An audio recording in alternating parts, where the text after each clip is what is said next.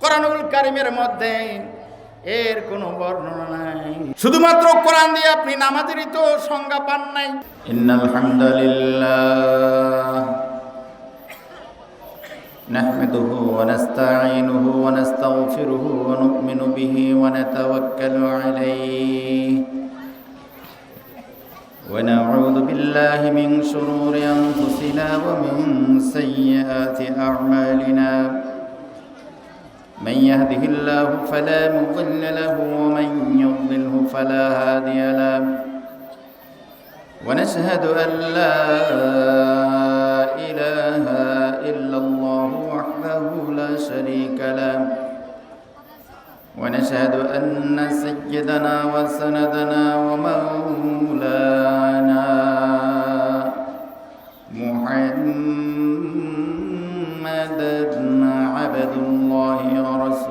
ঐতিহ্যধন্য Markazul Uloom Karimia model মাদ্রাসার উদ্যোগে আয়োজিত আজকের এই মহতী ওয়াজ মাহফিলের সম্মানিত সদরে আঞ্জুমান সভাপতি, আমাদের সকলের শ্রদ্ধাভাজন ব্যক্তিত্ব, বিশিষ্ট আলেমে দ্বীন জনাব হযরত মাওলানা আব্দুস সত্তার সাহেব দামাত বরকাতুহুল আলিয়া, প্রতিষ্ঠাতা পরিচালক অত্র মাদ্রাসা। অন্য নবী এবং রাসূল তাদের গোত্র এলাকার নবী ছিলেন। আপনার আমার নবী তিনি শুধু তার কওমের নবী নন,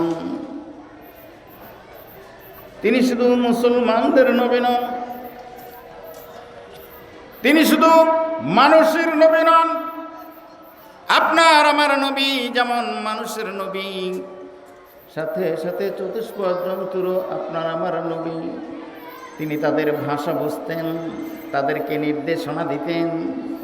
এমন কোনো প্রাণী নাই আপনার আমার নবী সৈয়দুল আম্বিয়া ওয়াল মুরসালিন রাহমাতুল লিল আলামিন সরকার দো আলম নূরে মুজাসসাম জনাবে মুহাম্মদুর রাসূলুল্লাহ সাল্লাল্লাহু আলাইহি ওয়াসাল্লাম তাদের ভাষা বুঝতেন না, এমন কোনো প্রাণী নাই। সকলের ভাষা তিনি বুঝতেন।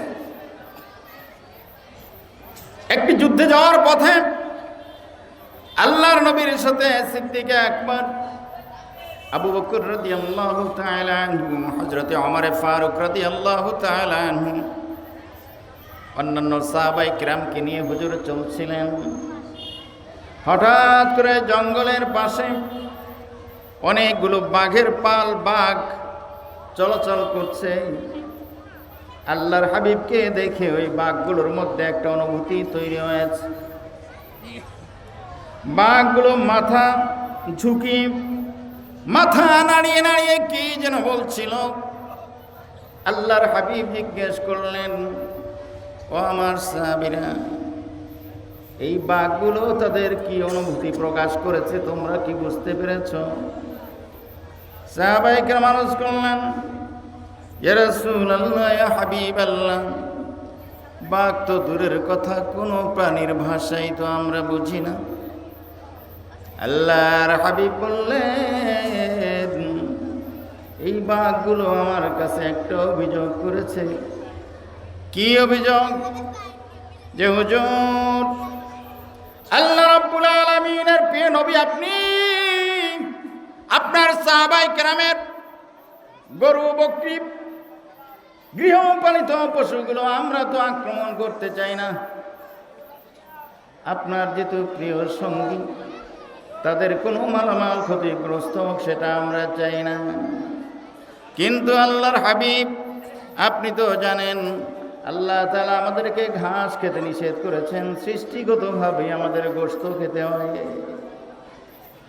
আমাদের রিজিক তো গোশতের মধ্যে, ছাগলের মধ্যে, বকরির মধ্যে, গরুর মধ্যে, উটের মধ্যে। আমরা কি করব? সম্মান দেখাতে গেলে তো না খেয়ে থাকতে হবে।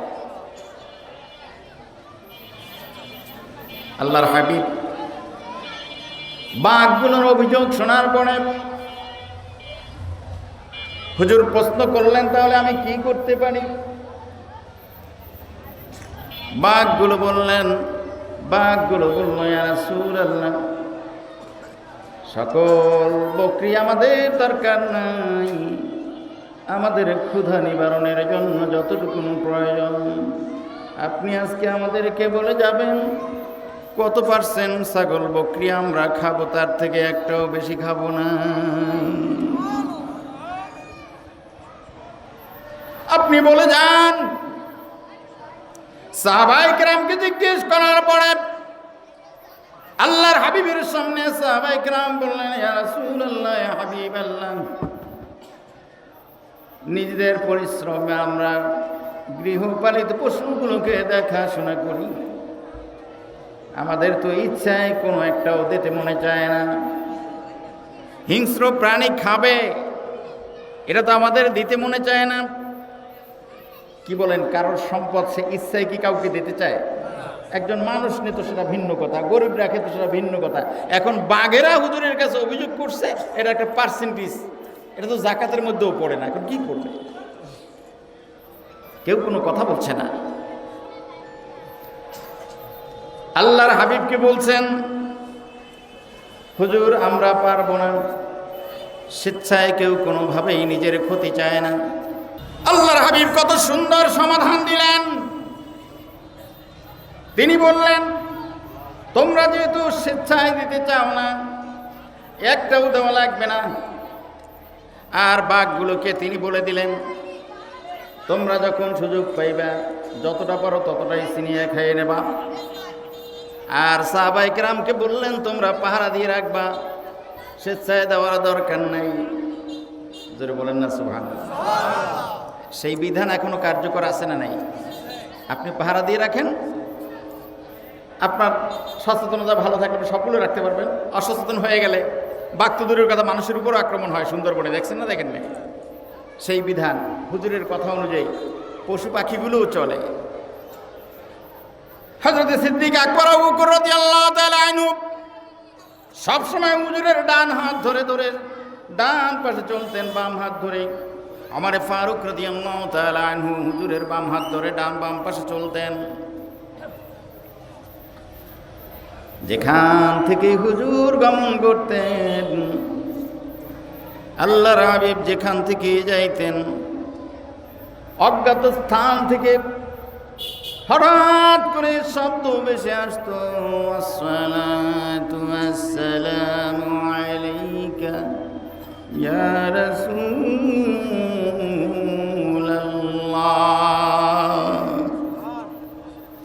সিদ্দিক আকবর বলতেন, হুজুর। ওমর ফারুক বলতেন, হুজুর কাউকে তো দেখছি না। ডানে বামে সামনে পেছনে খোঁজাখুঁজি করার পরে কাউকে দেখতেন না, কোনো মানুষ নাই। হুজুর আওয়াজটা কোন দিক থেকে আসলো?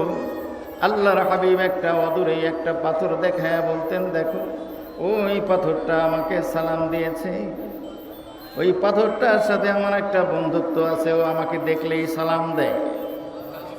একটু জোরে বলা যায় না সুবহানাল্লাহ? আমার নবী শুধু মানুষের নবী না, পাথরেরও নবী, পাহাড়ের নবী, গাছের নবী। কিতাবুশ শিফা, যুগ শ্রেষ্ঠ মুহাদ্দিস হযরত আল্লামা কাজী আয়াজ রাহমাতুল্লাহ আলাইহি হাদিসের কিতাব লিখেছেন। সেখানে একটা ঘটনা বিবৃত আছে। এক ইহুদি আল্লাহর হাবিবের সামনে আসছে। ইহুদি তাওরাতের আলেম, হুজুর নতুন নবী এবং রাসূল, পরীক্ষা নিরীক্ষা না করা পর্যন্ত উম্মত হব না, ইসলাম ধর্ম গ্রহণ করব না। আল্লাহর হাবিবের সামনে এসে প্রশ্ন করলেন, হে মুহাম্মদ, আপনার যদি কোনো নবুয়তের পক্ষে প্রমাণ থাকে তাহলে আমি ইসলাম গ্রহণ করব। কি প্রমাণ তুমি চাও? এই যে দেখা যায় দূর দেশে একটা গাছ আছে, এই গাছটা যদি আপনার কথা শুনে তাহলে বুঝতে পারবো আপনি আল্লাহর প্রেরিত রাসূল। সুবহানাল্লাহ বলা যায় না? আল্লাহর হাবিব সাথে সাথে গাছটার প্রতি ইশারা করলেন। ওই গাছটা একবার ডান দিকে মোড় দেয় আর একবার বাম দিকে মোড় দেয়। নিজের শিকড়গুলো মাটির থেকে উপরে উঠে যায়। ব্যাঙের মতো লাফাতে লাফাতে আল্লাহর হাবিবের কদমে সিজদায় লুটে পড়ে।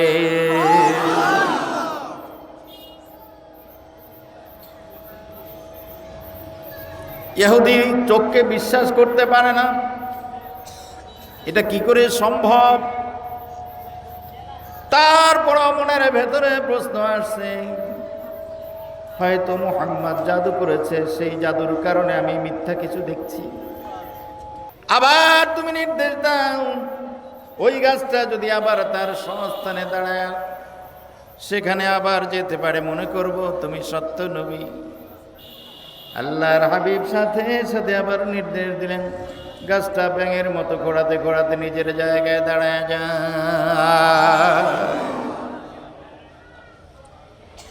ইহুদিরা আর বুঝতে বাকি থাকলো না।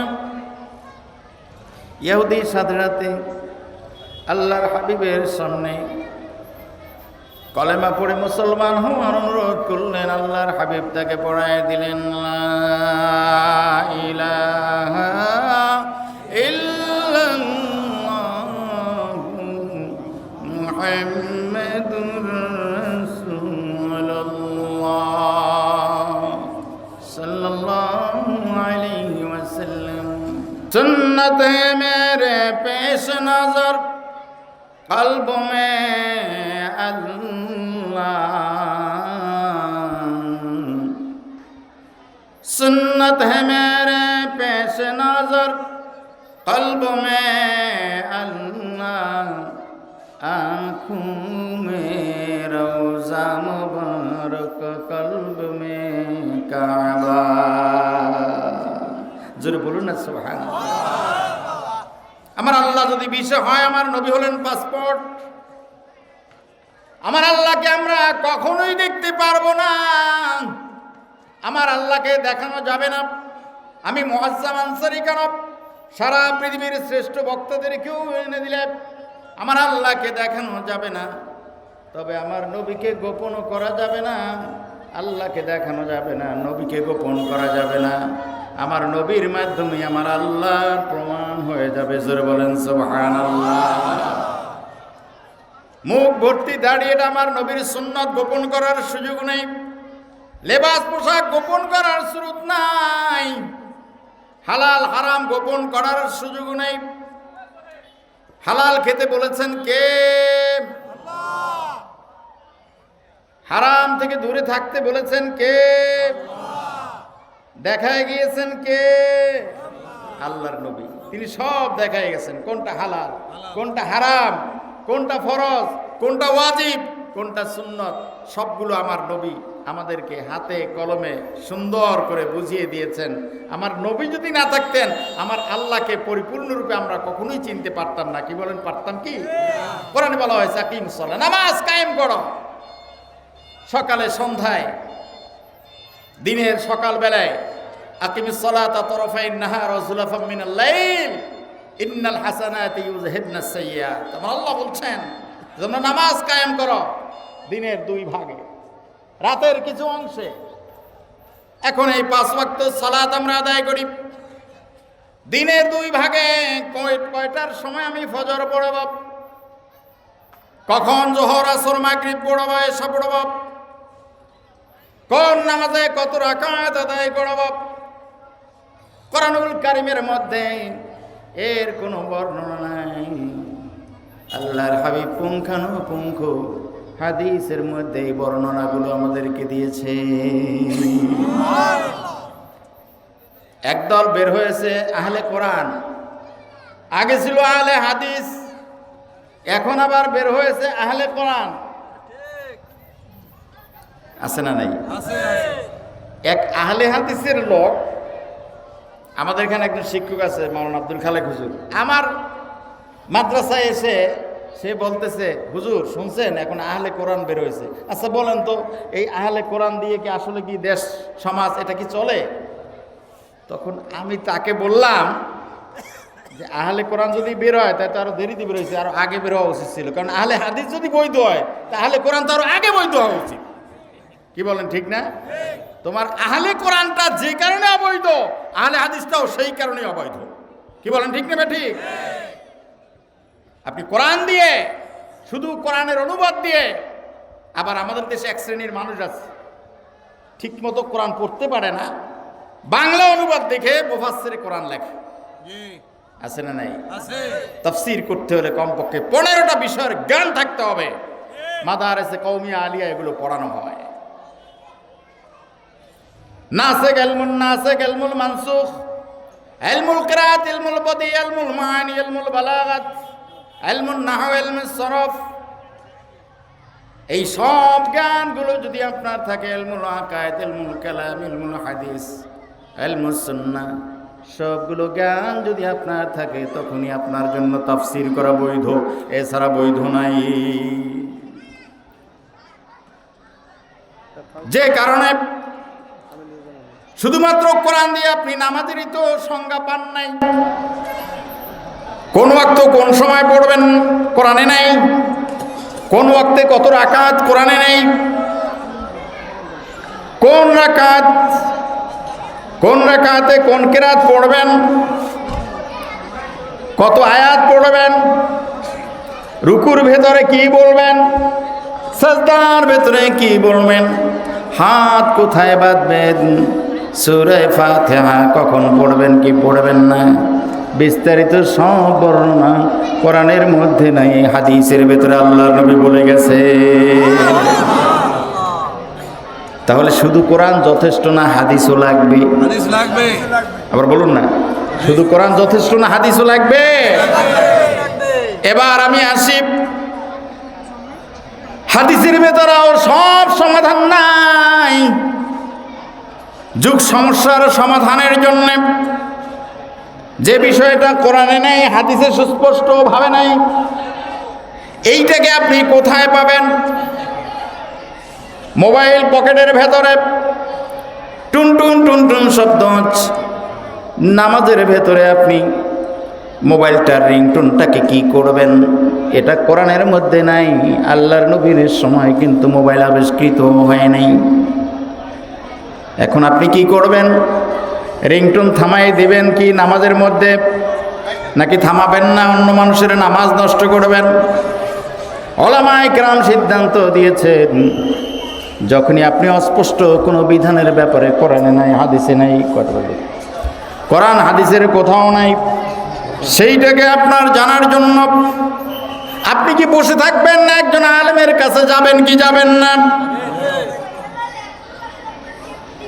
যেই বিষয়ে কোরআন এবং সুন্নাহর মধ্যে সুস্পষ্ট নাই, এই বিষয়টাকে জানার জন্য যখন একজন আলেমের দ্বারস্থ হবেন, একজন জ্ঞানী মানুষের কাছে যাবেন, এইটাকে সংক্ষিপ্ত ভাষায় বলা হয় মাযহাব। জোরে বলুন সুবহানাল্লাহ। এক শ্রেণীর মানুষ আহলে হাদিস দাবি করে, মাযহাবের সমালোচনা করে, নাউযুবিল্লাহ, আর তারা বলে কোরআন হাদিস থাকতে আবার মাযহাব কি? ও আমার ভাইরা, সুস্পষ্ট ভাবে বুঝতে হবে, আমাদের ঈমান নিয়ে সিনেমিনে খেলা শুরু হয়ে গেছে। আমরা ওদেরকে জবাব দেব, মাযহাব এটা কোরআন সুন্নাহর বাহিরের কোনো বিষয় না। কোরআন সুন্নায় সুস্পষ্ট যেই বিষয়গুলো নাই, সেই বিষয়গুলোর সমাধানের জন্য আমরা যখন কোনো আলেমের দ্বারস্থ হই, কোনো আলেমদের কথাকে পালন করে অনুসরণ করি, তাকে মাযহাব বলা হয়। কোরআন সুন্নাহর বিরোধী মাযহাবকে দাঁড় করানো ঠিক হবে না। মাযহাব কোরআন হাদিসের পক্ষের, কোরআন হাদিসে যেটা সুস্পষ্ট নাই সেটাই মাযহাবের ভেতরে আছে। জোরে বলুন সুবহানাল্লাহ। হযরত সাহাবী মুআয বিন জাবাল রাদিয়াল্লাহু তাআলা আনহুর নাম শুনেছেন আপনারা? আল্লাহর হাবিব বললেন, তুমি ইয়েমেনের গভর্নর হও। কি বলছেন? ইয়েমেনের গভর্নর হও। গভর্নর বুঝেন তো? একটা দেশের সব থেকে, একটা প্রদেশের সব থেকে বড় ক্ষমতাধর ব্যক্তিকে বলা হয় গভর্নর। হুজুর বললেন যে, হে মুআয, তুমি ইয়েমেনের গভর্নর হও। মুআয কিন্তু বলেন নাই যে হুজুর আমাকে ইয়েমেনের গভর্নর করে দিন, কারণ ইসলামের বিধান কত সুন্দর, ইসলামে পথ চেয়ে নেওয়া জায়েজ নাই, ইসলামে পথ দিতে হবে, নেওয়া যাবে না। সুবহানাল্লাহ বলবেন না? হযরত আবু সাঈদ রাদিয়াল্লাহু তাআলা আল্লাহ নবীকে বললেন, হুজুর আপনি আমার এলাকার দায়িত্ব দিয়ে দেন, আমি আমার এলাকার দায়িত্ব পেলে ইসলামকে সম্প্রচার করব। আল্লাহর হাবিব বললেন, কুন্না লা নুওয়াল্লি আহাদান সালাহু আও আহাদান হারাসা আলাই, আমরা তাকে দায়িত্ব দেই না যে দায়িত্ব চায়, তাকে দায়িত্ব দেই যে দায়িত্ব চায় না, দায়িত্বের লোভীও হয় না। দায়িত্ব চাইলে আল্লাহর হাবিব বলছেন তাকে আমরা দায়িত্ব দেই না, দায়িত্ব তাকে দেই যে দায়িত্ব চায় না এবং দায়িত্বের লোভ যার নাই। জোরে বলুন সুবহানাল্লাহ। আমাদের দেশে কি নিয়ম আছে? দায়িত্ব চাই না চাই না, শুধু কি চাই, না পাইলে কি করি? হ্যাঁ, নিজের দলের মধ্যে দেখা যায় গন্ডগোল লেগে যায়। কিসের জন্য? সুন্নাত না মানার কারণে। আল্লাহর হাবিব যা বলেছিলেন যে তোমাকে দায়িত্ব দেওয়া হবে। এখন বলুন, দায়িত্ব চাওয়া আর দেওয়া আসলে ব্যবধান কি? হুজুর কেন বললেন? হুজুর তো মহা অবৈজ্ঞানিকের কারণ কি? এই জন্য বলেছেন, যখনই কোনো মানুষকে দায়িত্ব দেওয়া হবে, ত্রুটি বিচ্যুতি আমাদের মধ্যে থাকবে।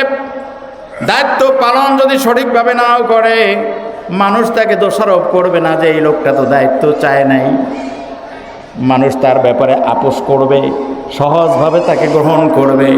আর যখন দায়িত্বে চেয়ে নিবে, তখন যদি সামান্য ত্রুটি হয়, মানুষ তাকে ধরে বসবে। কি বলেন, ঠিক নেবে? ঠিক।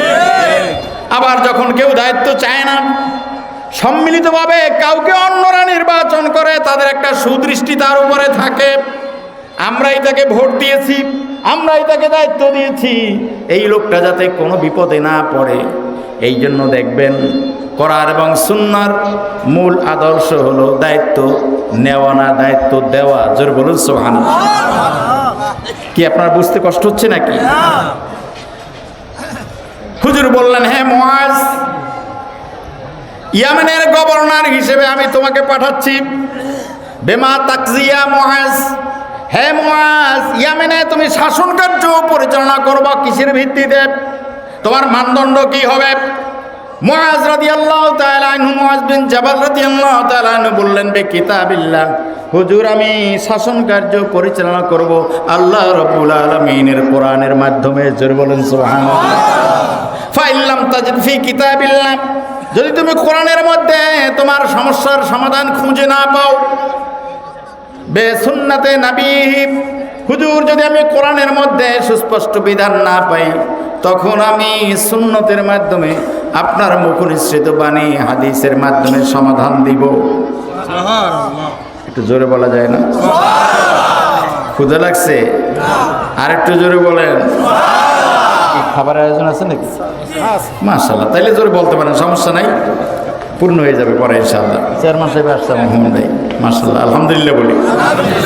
তো এখানে যে যদি কিতাবুল্লাহ না পাও, তাহলে কি হাদিসের মাধ্যমে। হুজুর জিজ্ঞেস করলেন, যদি হাদিসের মধ্যেও না পাও, কোরআনেও পাও নাই, হাদিসেও পাও নাই, সমস্যা তখন কি থাকবে না সমাধান করতে হবে?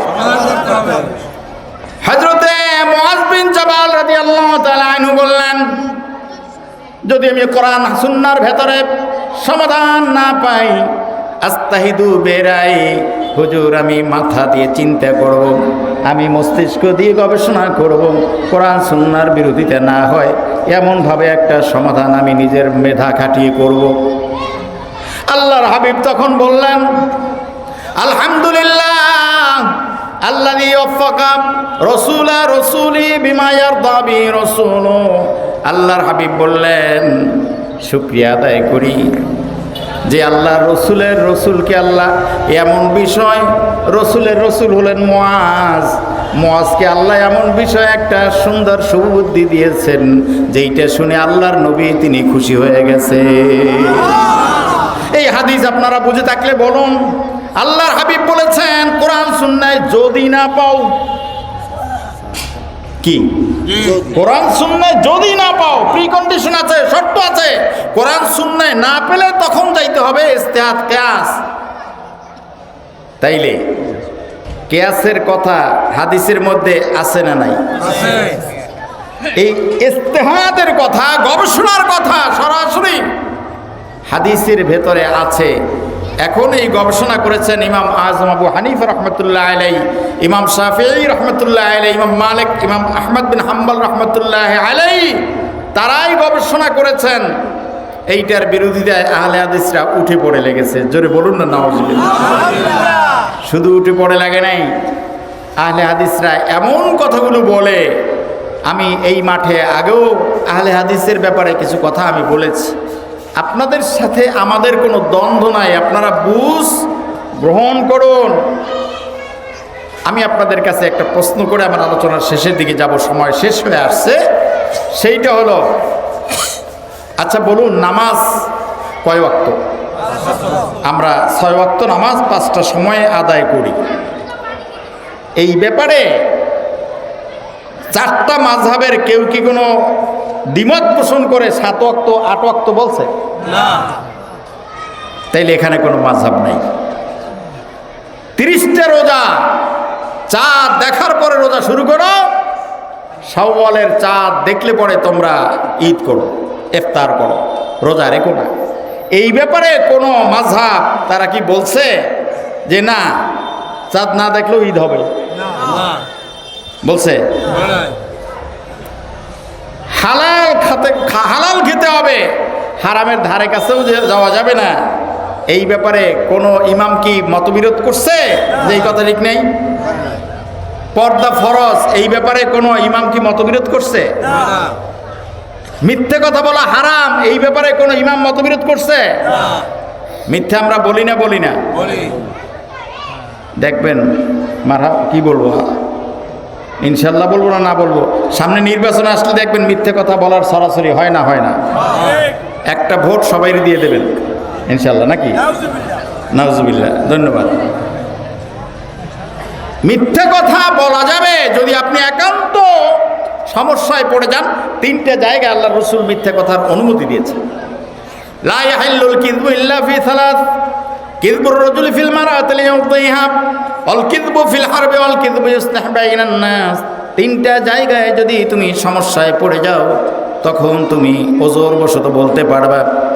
স্ত্রীর ডিমান্ড যদি খুব বেশি হয়, স্বামীর ইনকামের প্রতি তার কোনো ভ্রুক্ষেপ নেই, স্বামী মাসে বেতন পায় 10,000 15,000 টাকা, উনি শাড়িতেই 3,000 টাকার শাড়ি ক্রয় না করলে, পার্শ্ববর্তী পাশের বাড়ির ভাবি অনেক টাকার শাড়ি পরে আমি যদি না পরি তাহলে কেমন হবে?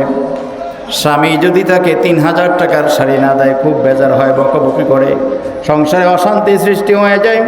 এই ধরনের বেয়াদব স্ত্রীকে শিক্ষা দেওয়ার জন্য যদি আপনি একটু বাড়ায় বলেন, সেটা আল্লাহর হাবিব জায়েজ করে দিয়েছেন, না হয় সংসারে অশান্তি হবে।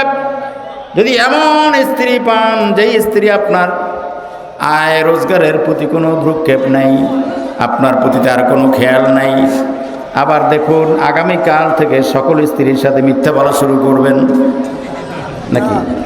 এই দেশের মহিলা যারা আছে, বিয়ারপুর মাদ্রাসায় চান্দার কেউ দেবে না, যে হুজুর তো বললে গেছে, আমাদের বিপক্ষে কথা বললে গেছে, কি এরকম বলছে নাকি?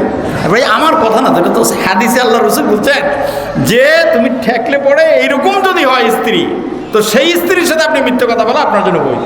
কিন্তু ভদ্র স্ত্রী আপনার আয় রোজগারের কথা জানে, আপনার ব্যথায় ব্যথিত হয়, আপনার ভালোবাসায় সে শরীক হয়, আপনাকে সহযোগিতা করে, তার সাথে মিথ্যে বলা যায় আছে?